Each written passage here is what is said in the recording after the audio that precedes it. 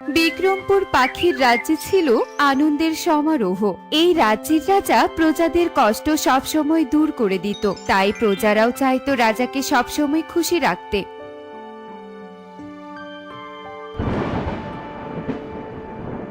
সেনাপতি, মনে হচ্ছে এক্ষুনি ঝুম বৃষ্টি শুরু হয়ে যাবে, তাড়াতাড়ি পা চালাও, এক্ষুনি রাজ্যে যেতে হবে।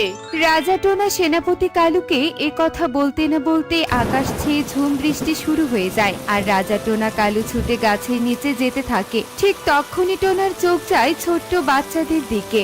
আরে বাহ সেনাপতি, দেখো দেখো, ছোট বাচ্চারা কাদায় কত সুন্দর খেলা করছে। ইস, আমারও ছোটবেলার স্মৃতি মনে পড়ে গেল, আবারও মনে হচ্ছে ছোটবেলায় হারিয়ে যাই। সবই তো বুঝলাম রাজা মশাই, কিন্তু এভাবে বৃষ্টিতে না ভিজে চলুন আমরা রাজ্যে চলে যাই।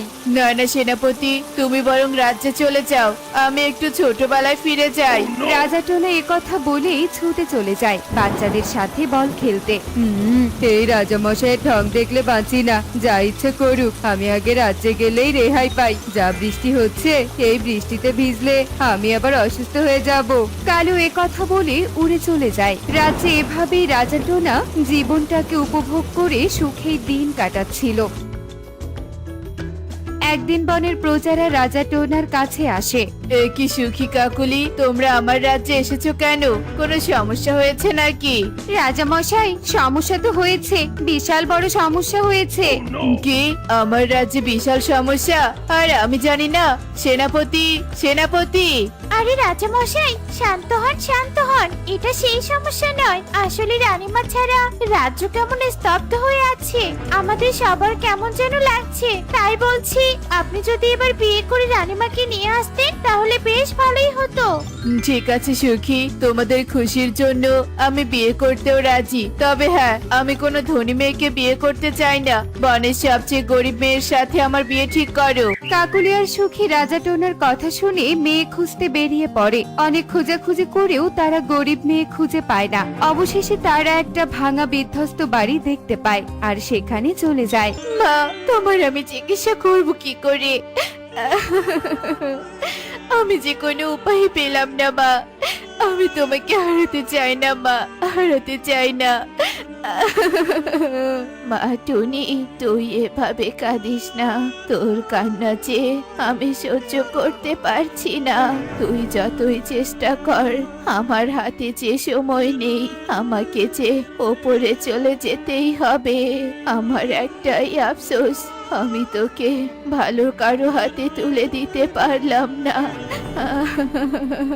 মাসিমা, আপনার শেষ ইচ্ছেও পূরণ হবে। টুনিকে যে সে বিয়ে করবে না, আমাদের রাজ্যের রাজা বিয়ে করবে।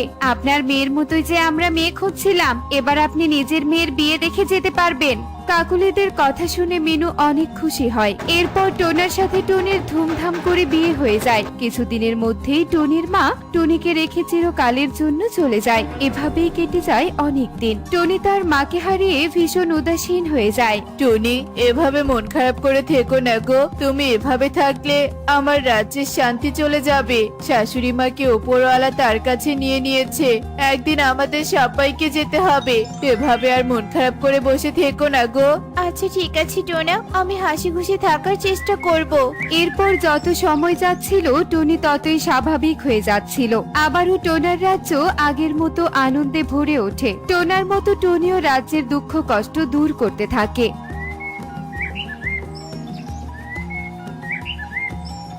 টোনা, রাজ্যে অনেকদিন থেকে আমরা সাহায্য করি না, তাই আমি চাইছি সবাইকে খাবার বিতরণ করব।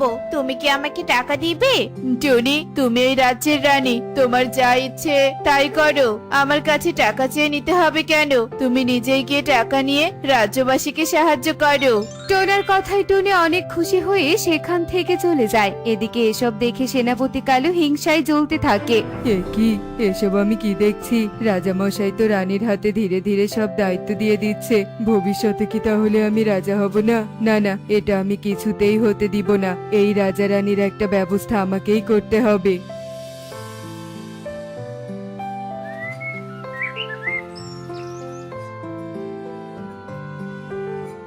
তান্ত্রিক বাবা, আপনি রাজা রানীর কিছু একটা করুন। ওদের এই ভালো কাজের জন্য যে আমি কখনোই রাজা হতে পারবো না। যত টাকা লাগে আমি আপনাকে দিব, তবুও আপনি রাজা রানীকে উচিত শিক্ষা দিন। সেনাপতি, ওদের একটাই উচিত শিক্ষা দেয়া যাবে, সেটা হলো মন বন্দি। রাজা রানীর মন জোড়া আনারস বাড়িতে বন্দি করে রাখলে তোকে কিচ্ছু করতে হবে না। প্রজারাই ওদের তাড়িয়ে তোকে বনের রাজা বানাবে। সত্যি বলছেন তান্ত্রিক বাবা? তাহলে আর দেরি করছেন কেন?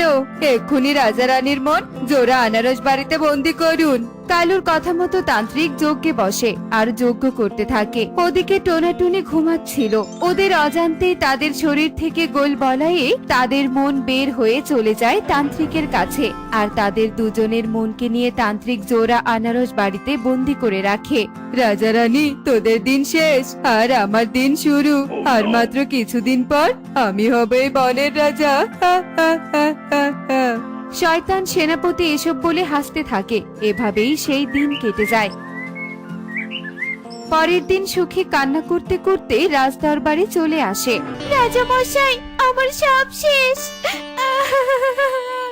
কে যেন আমার জমির সব ফসল চুরি করে নিয়ে গেছে।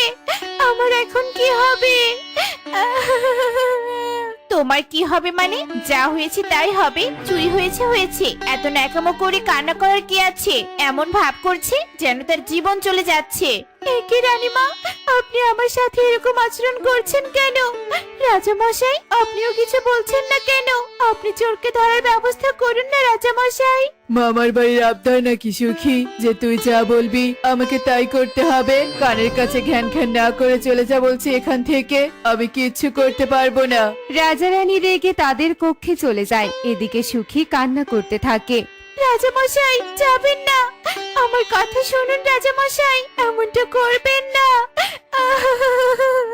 কাঁদ সুখী কাঁদ, তোদের কাঁদানোর জন্যই যে আমি বনে এসব করেছি, আর তোর জমির ফসল আমিই চুরি করেছি।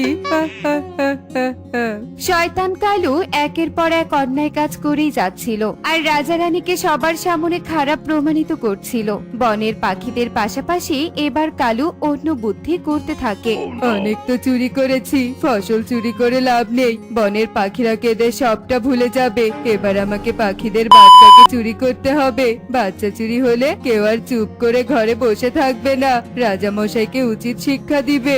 কালু এসব জল্পনা কল্পনা করে চুরি করার বুদ্ধি করে।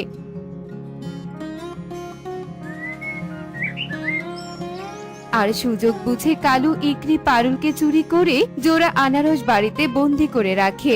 আমার কাজ হয়ে গেছে, এখন বাকিটা বনবাসী করবে। কালু একথা বলে সেখান থেকে চলে যায়। আর ওদিকে ঈগল ইকরিকে খুঁজে না পেয়ে পাগল হয়ে যায়। ইকরিমা, ইকরিমা, কোথায় তুই মা? কথা বল মা, কথা বল। মা ইকরি, মা ইকরি। ঈগল তার মেয়েকে খুঁজতে খুঁজতে দেখে কবুতরও তার মেয়েকে খুঁজছে। তারা দুজন পুরো বন তন্ন তন্ন করে খুঁজেও যখন তাদের মেয়েকে খুঁজে পায় না, তখন রাজা টোনার শরণাপন্ন হয়। রাজা মশাই, আমাদের মেয়েকে কোথাও খুঁজে পাচ্ছি না। আমার মেয়েকে খোঁজার ব্যবস্থা করুন। রাজা মশাই, আমি আমার মেয়েকে ছেড়ে বাঁচবো না। দেখো ঈগল দাদা, তুমি বাঁচতে চাইলে বাঁচো, না বাঁচতে চাইলে নাই। আমি কাউকে খুঁজে দিতে পারবো না। এমনিতেও আমি অনেক ক্লান্ত, আমাকে বিশ্রাম নিতে হবে। যাও তোমরা আমার রাজ্য থেকে। সেনাপতি, ওদের বের করে দাও।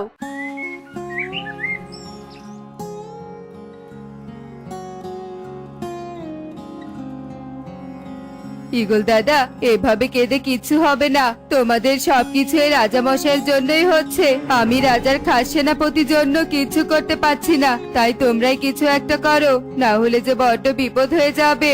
কালুর কথা ঈগল বিশ্বাস করে নেয়। এরপর ঈগল সেখান থেকে চলে যায়, বনবাসীকে সব কথা বলে দেয়। কি রাজা মশাই আমাদের এসব অন্যায় করছে? যেই রাজা মশাইকে আমরা এত ভালোবাসি, তার কথা অক্ষরে অক্ষরে পালন করি, তিনি এসব করতে পারছে? ছি ছি ছি ছি। এরকম রাজা আমাদের চাই না, যে কিনা রাজ্যের ভালোর চেয়ে খারাপই বেশি করছে। ওই রাজা রানীকে এক্ষুনি হাত পা বেঁধে নদীতে ভাসিয়ে দিতে হবে। বনের সবাই যখন ভালো রাজা রানীকে নিয়ে এসব সমালোচনা করছিল, তখন প্রকৃতি মাতাও নারাজ হয়ে যায়। তাই প্রকৃতি মাতা ভালো রাজা রানীকে বাঁচাতে সাদা পরীকে পাঠিয়ে দেয়। ভয় পেও না, আমি তোমাদের কিচ্ছু করব না। আমি তো শুধু তোমাদের ভুলটা ধরিয়ে দিতে এসেছি। যেই রাজা রানী তোমাদের জন্য সর্বোচ্চ দিয়েছে, আজ তোমরাই তাদের ক্ষতি করতে যাচ্ছ। সত্যি যেচে কারো উপকার করতে নেই, কেননা উপকারের অবদান তোমরা দিতে পারোনি। পরি, তুমি এসব কি বলছো? আমরা তো কিছুই বুঝতে পারছি না। সেনাপতি কালু রাজা হওয়ার লোভে এটা করেছে, আর তোমরা ভালো রাজা রানীর পাশে না থেকে বরং তাদের ক্ষতি করতে যাচ্ছ। ছি ছি ছি ছি। পরে আমরা আমাদের ভুলের জন্য লজ্জিত।